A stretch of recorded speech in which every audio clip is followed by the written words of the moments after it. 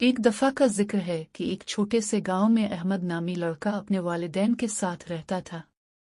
अहमद बहुत ईमानदार, सच्चा और नेक दिल लड़का था। वो हमेशा नमाज वक्त पर पढ़ता, बड़ों की इज्जत करता और छोटों से मोहब्बत करता।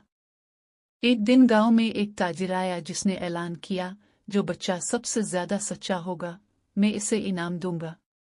बहुत से बच्चों ने अपनी सच्चाइयां बताएं, कुछ ने झूठ भी बोले ताकि इनाम हासिल कर लें।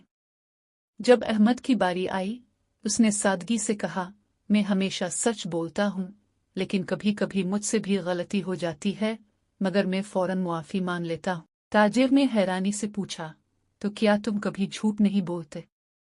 अहमद ने कहा, कभी कभार दिल करता है, मगर मैं डर जाता हूँ कि अल्लाह नाराज ना हो जाए। ताजिर मुस्कुराया और कहा, यही सच्ची बात है। सच बोलना आसान नहीं, लेकिन जो अल्लाह के खौफ से सच बोलता है, वही असल में सच्चा होता है। फिर उसने अहमद को इनाम दिया और गांव वालों को कहा कि अपने बच्चों को अहमद जैसा बनाएं।